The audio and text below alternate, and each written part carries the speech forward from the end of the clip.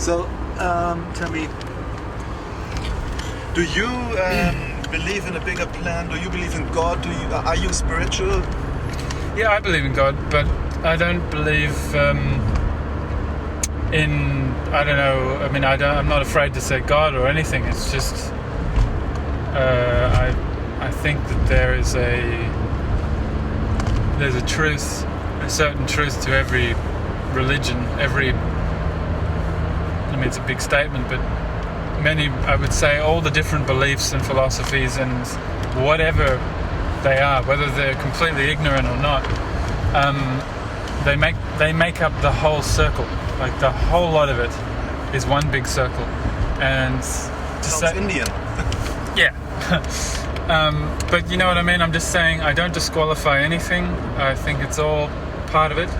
And then there's also outside of the circle too. So, but to be a little bit more specific, I read a book when I was about 21 called "Be Here Now" by Ram Dass. Be Here Now? Yeah. Do you know it? No. Okay. By? Ram Dass.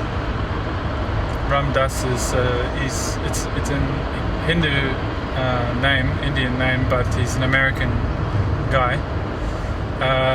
And after reading that book, my idea or understanding of the universe was it exploded.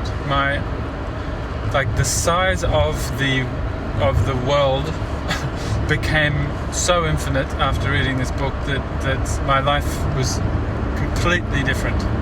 Like that was a turning point in my life, that book.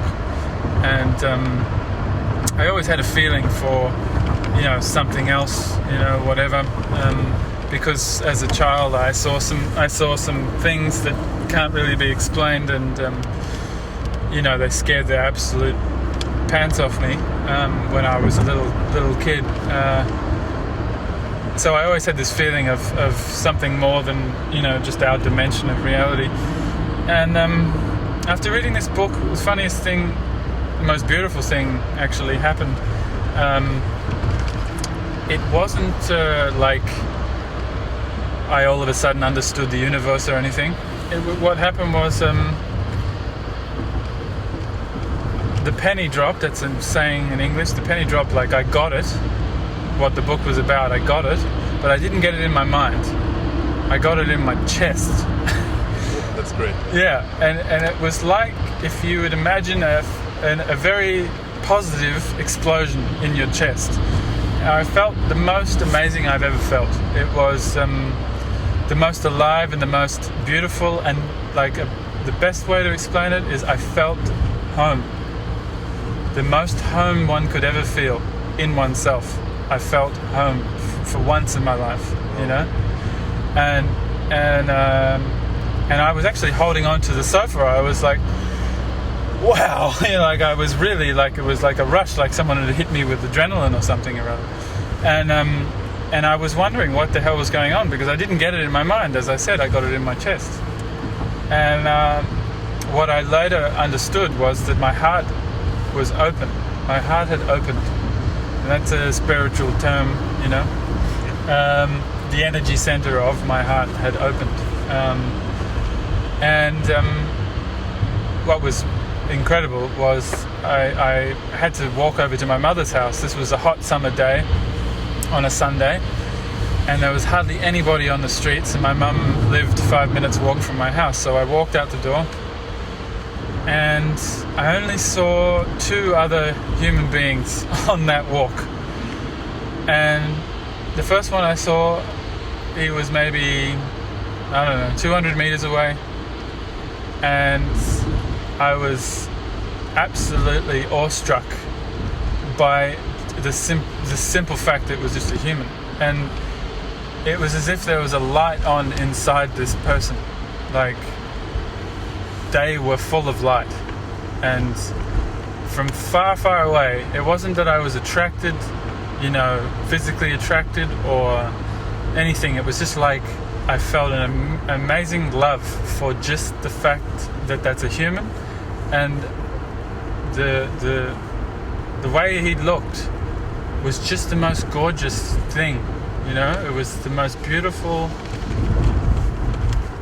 It was the most beautiful human I've ever seen. But I didn't even see him properly. You know, it was just a person. He was like this big, you know, but it was like this glowing person. I was like, wow.